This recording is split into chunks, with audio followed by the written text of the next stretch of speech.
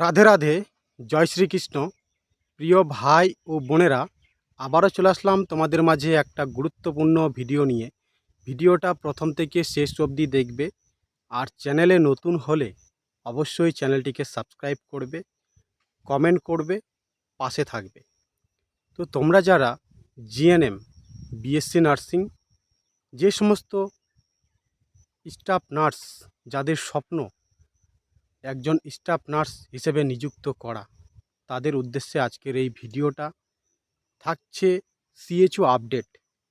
প্রথমত, তোমরা জানো যে আমাদের রাজ্যের নতুন সরকার, আমাদের রাজ্যের মুখ্যমন্ত্রী, স্বাস্থ্যমন্ত্রী জানিয়েছেন যে এইবার স্বাস্থ্যক্ষেত্রে ঢেলে নিয়োগ প্রক্রিয়া করানো হবে। এবার বিষয়টা হচ্ছে কবে রিক্রুটমেন্টটা আসবে। দেখতে দেখতে 1.5 মাস কিন্তু সময় চলে গেল। ওনারা জানিয়েছেন 3 মাসের মধ্যে নোটিফিকেশন আসবে।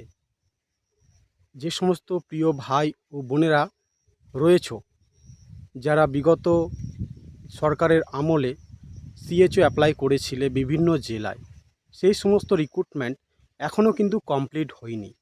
অনেকে অনেক জেলায় অ্যাপ্লাই করেছে, তাদেরও কিন্তু একটা স্বপ্ন রয়েছে। এই যে স্বপ্নটা কবে পূরণ হবে, আমাদের নতুন সরকার কবে সেগুলো, যে বাকি যে রিক্রুটমেন্টগুলো রয়েছে সিএচওর ক্ষেত্রে, কোথাও ডকুমেন্টস ভেরিফিকেশন, কোথাও এক্সাম বাকি রয়েছে, সেগুলো কি আদৌ হবে না হবে না, এই বিষয়গুলো নিয়ে কিন্তু একটা অনিশ্চয়তা রয়েছে। তো প্রথমত তোমাদের একটা কথা বলবো যে আগামী 22শে জুন আমাদের রাজ্যে বাজেট রয়েছে। সেই বাজেট হওয়ার পর কোন ক্ষেত্রে কত টাকা বাজেট হবে, সেই বিষয়গুলো নিয়ে কিন্তু একটা বিশেষ আলোচনা রয়েছে। তার সাথে সাথে তোমাদের এই যে স্টাফ নার্স গ্রেড 2, যে ভ্যাকেন্সিটা 3 মাসের মধ্যে নোটিফিকেশন জারি না কমপ্লিট করানো হবে, এই বিষয়গুলো নিয়ে কিন্তু একটা আলোচনা বিশেষ ক্ষেত্রে চলছে। তো দেখা যাক, তোমরা সবাই অপেক্ষা করো। তোমাদের কিন্তু রিক্রুটমেন্টটা খুব শীঘ্রই হবে। তোমাদের যাদের স্বপ্ন রয়েছে একজন স্টাফ নার্স হিসেবে নিজেকে নিযুক্ত করা, তোমরা কিন্তু প্রিপারেশন নেওয়া শুরু করো। সময় খুবই কম, যেহেতু আমাদের রাজ্যের মুখ্যমন্ত্রী মাননীয় শ্রী শুভেন্দু অধিকারী মহাশয় জানিয়েছেন যে স্বাস্থ্যক্ষেত্রে বিপুল নিয়োগ করা হবে 3 মাসের মধ্যে। 3 মাস হতে কিন্তু বেশি দিন সময় নেই, প্রায় 1 মাস পেরিয়ে গেছে। তো দেখা যাক কী হয়।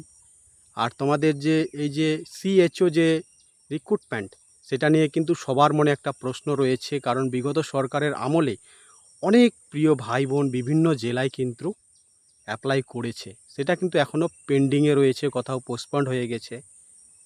তো তোমাদের কিন্তু 22 তারিখের পর বাজেট হওয়ার পর তোমাদের সেই রিক্রুটমেন্ট, আদার্স যে সমস্ত বাজেট নিয়ে কিন্তু তারপর তোমাদের ভ্যাকেন্সি কোথায়, কোন ক্ষেত্রে কতটা আসতে চলেছে, সেগুলো কিন্তু আমরা জানতে পারবো। তার আগে এখন কেউ কিছু বলতে পারবে না। তো সবাই ভালো থেকো, অবশ্যই নিজের খেয়াল রাখো, আর নিজের প্রিপারেশন নিজেরাই করো।